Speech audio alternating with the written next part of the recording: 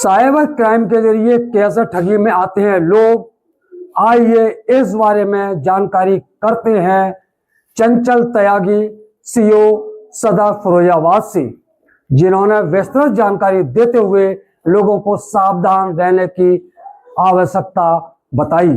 सभी ने देखी होगी, चाहे वो आरटीओ चालान के बेसिस पे आए या फिर वेडिंग कार्ड, जैसे शादी का कार्ड, शादी की सीजन चलते हैं तो सबसे ज्यादा फिर वो वेडिंग कार्ड्स वाले एपीके आते हैं।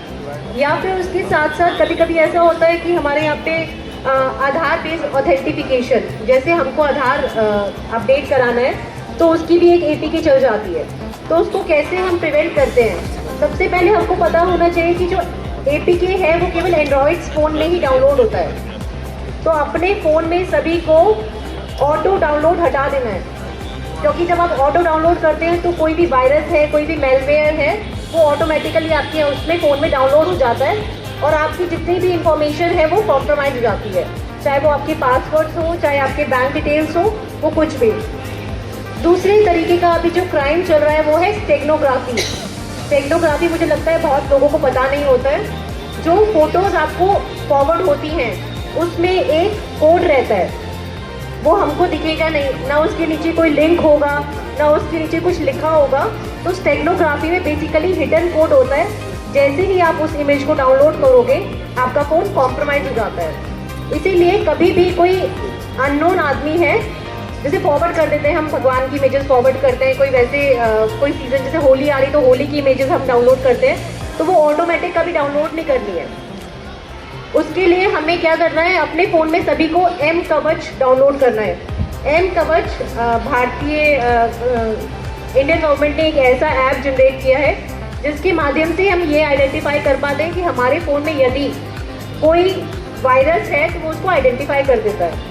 जैसे भी वर्तमान में किसी के फ़ोन में आरटीओ चालान वाला ऐप जो है डाउनलोड हो गया और उसका फ़ोन कॉम्प्रोमाइज़ हो गया, तो जब उसके फ़ोन में वो एम कवच डाउनलोड करेगा उसको दिख जाएगा कि आपके फ़ोन में ये मैलिशियस ऐप्स हैं, तो आप उसको डिलीट कर देंगे और फ़ोन रीसेट करना अनिवार्य है इसमें, क्योंकि एक बार आपकी इन्फॉर्मेशन चली गई तो चली गई, उसको हम वो नहीं प्रिवेंट नहीं कर सकते।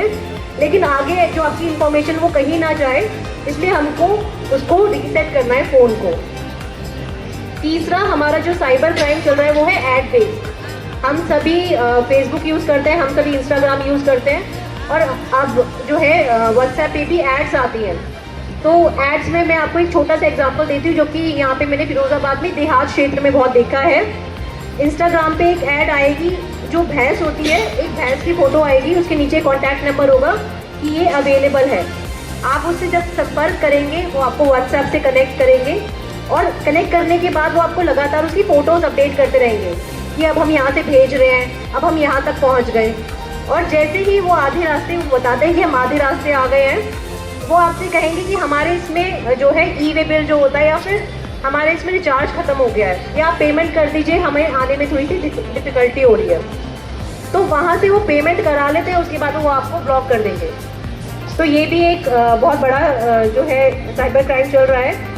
उसके उपरांत एक दो मैं और आपको साइबर क्राइम्स के बारे में बताना चाहूँगी। एक है इन्वेस्टमेंट फ्रॉड, क्योंकि इसमें बड़े बड़े लोग भी इसमें फंस रहे हैं। इनिशियली क्या होता है, ये आपको इंस्टाग्राम या फिर व्हाट्सएप के माध्यम से आपको कांटेक्ट करेंगे।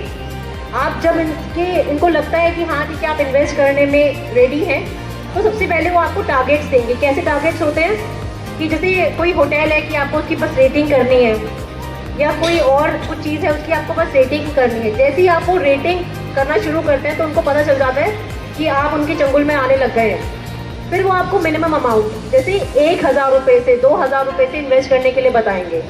ऐसे करते करते लोग जो है 1 करोड़ से भी ऊपर उसमें इन्वेस्ट कर देते हैं। और जब वो इंसान आपसे बोलेगा कि मुझे अपने पैसे विड्रॉ करने हैं, तब वो आपको बोलेंगे आपको 30 लाख और डालने पड़ेंगे इसमें विड्रॉ करने के लिए।